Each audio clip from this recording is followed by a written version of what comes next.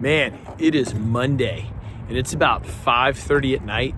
I have been at work for 13 hours today. 13. I'm going home right now to work out.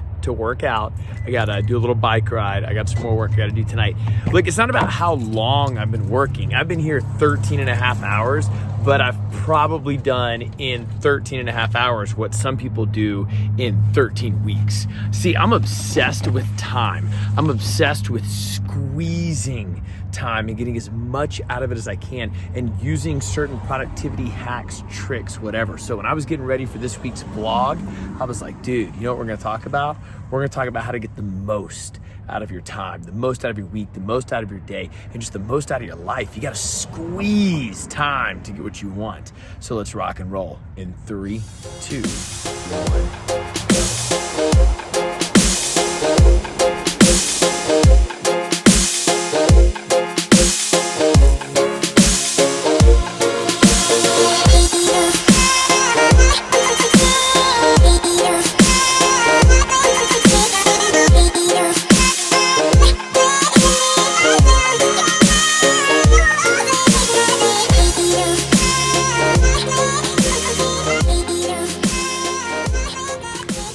So I have a few rules when it comes to managing time and how to think about time. And like I said, you got to squeeze time. So rule number 1 that I live by is feed your focus and starve your distractions. So what that means is there's a lot I want to do. I'm sure there's a lot you want to do. And you feel like, man, time's holding me back. I don't have enough time.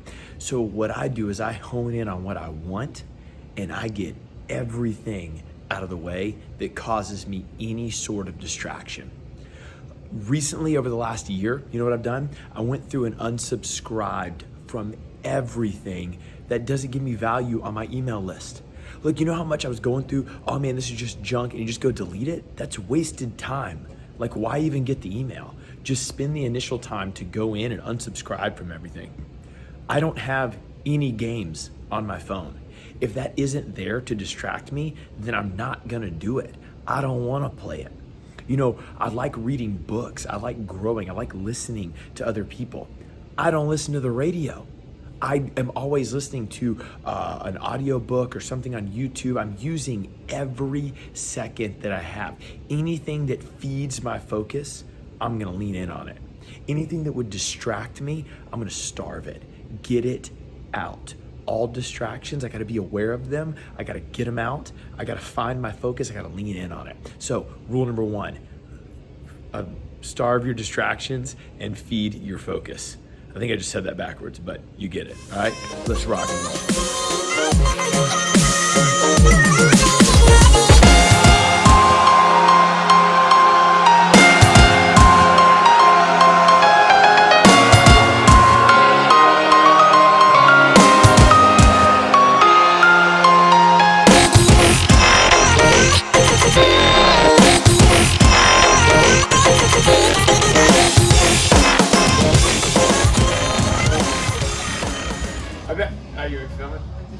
I've been training Mary Dennis 10 years, so because of training Mary Dennis for 10 years, I get to do stuff like this.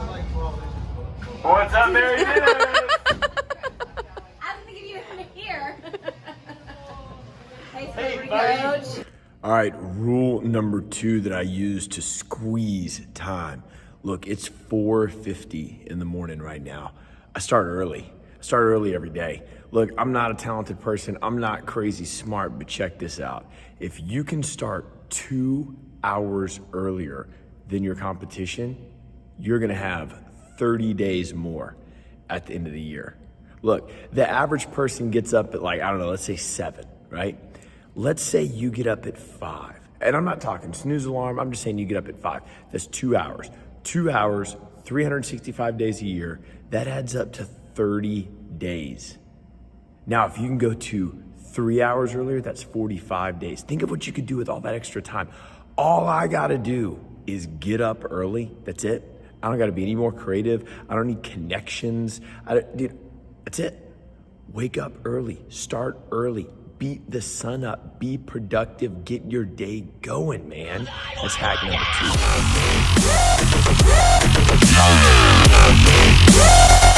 2.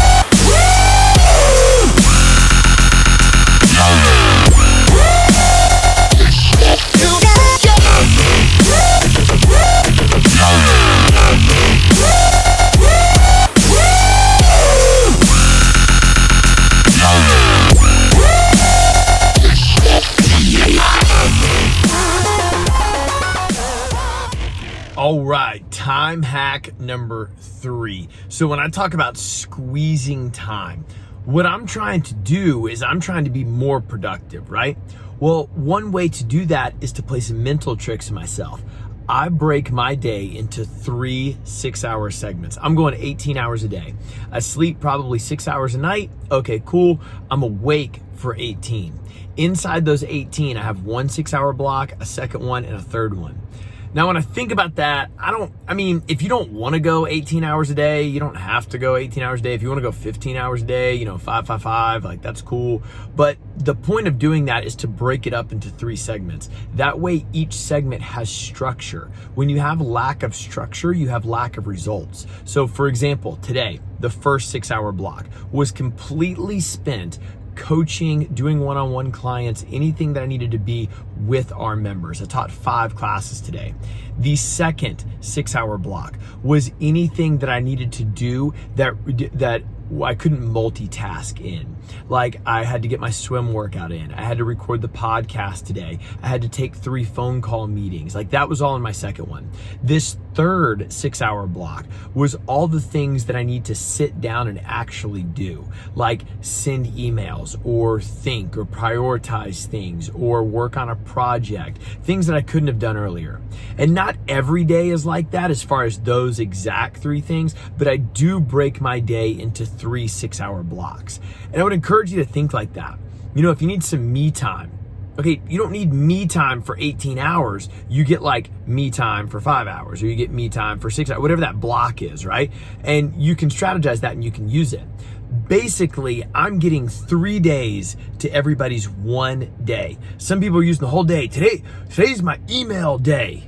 No, it's not. That I get 6 hours. That's my 6-hour block. Like I'm gonna hit 3 days in one rather than trying to waste a whole day on one thing. All right. So that's been a huge productivity hack for me, and that allows me to get so much done every day. That's hack number 3.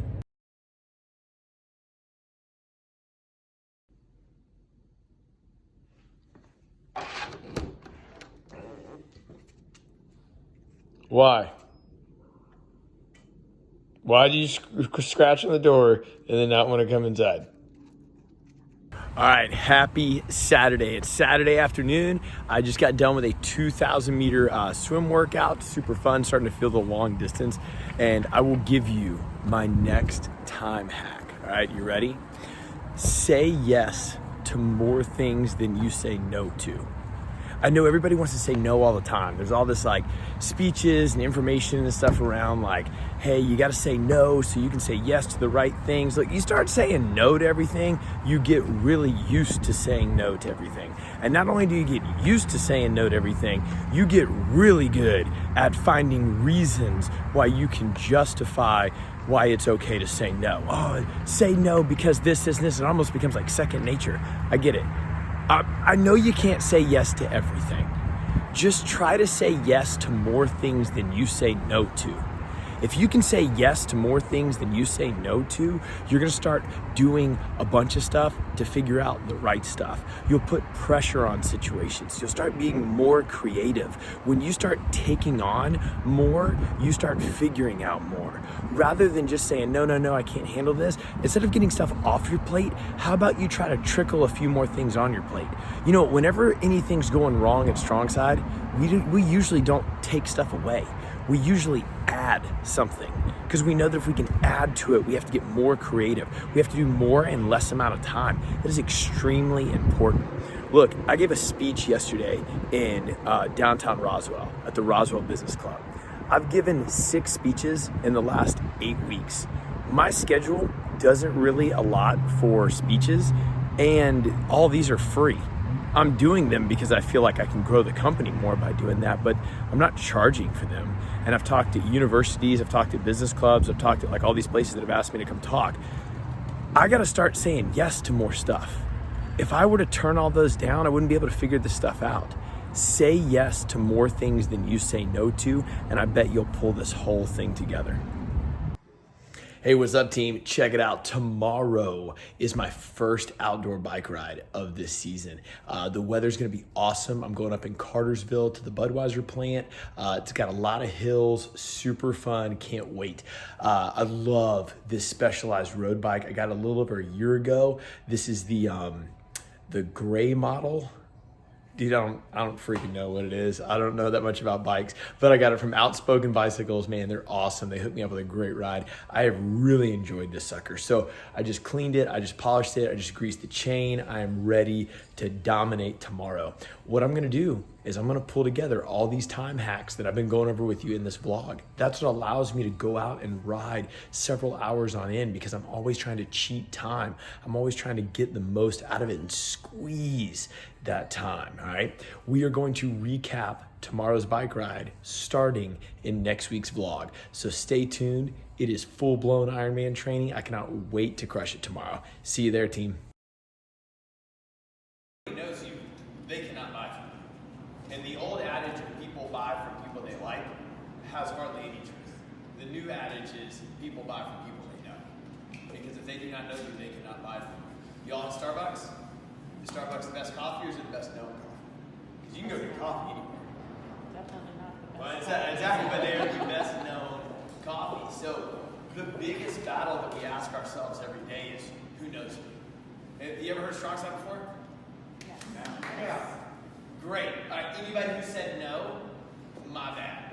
Like, that is my mission, is that when you think fitness, you think strong side. And it didn't come from strong side, it came from me at 19.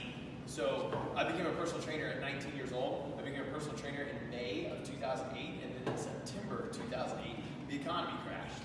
And I worked in this big Globo gym, Lifetime Fitness, and it was known for having all these wealthy members. And I'm 19 years old, and I was like, yeah, I'm gonna make so much money. And I remember the day that happened, and everybody was looking up at the TVs, and they were just watching hundreds of thousands of dollars go from their account. I didn't even know what an economy was. I was like a 401, what? Like, I didn't, like, it's whatever. But all I knew was that everybody was contracting. And as everybody contracted, I was like, well, I don't want to contract. Like, I want to go do cool stuff. Like, I want to still reach my goals. What do I need to do? So it became a shift. And that first shift was, I got to get everybody to know me. I had 250 business cards. And I was like, well, I don't know. I got 250 business cards. I got a whole bunch of people in here. Everybody that thinks fitness is going to think Mitchell Black. That's all they're going to think. And everybody got a business card. And when you hear that, we put too many restraints on ourselves. Like, oh man, you're being pushy. I know they have their earphones in. It's like, look, you all own or work for your own business. Who thinks that they have a good product? Great. Keep your hand up if you think that the product that you have is better than what they're currently doing. And if you gave them your product, would they be better off because of it? Great, give them a freaking card. That's how I'm thinking. Look, I'm in gyms all day long. I see the YouTube videos that look crazy. I see the lemonade diets. I see the person that has no idea how to get fit. They've never been given any sort of education ever, and then they just decide to make a life change. Oh, I don't know, I guess I'm just gonna do this. Would my product be better for them? Am I doing them a disservice if I tell them about it, or if I don't tell them about it? So if I create my own barrier of I don't want to go talk to them because I feel insecure for some reason that I made up in my head, limits my ability to go grow. Versus, hey, I got 250 business cards. Everybody got a business card. And when you start thinking like that, and you start thinking about everybody's got to know me, you start forcing yourself into a new level of creativity. Because when the economy crashed in 2008, I was charging $85 an hour. You had to train with me at least 3 days a week and had 22 clients. 19 years old, making $108,000 a year. I thought I was freaking king, man. It was legit. And then nobody wanted to pay that.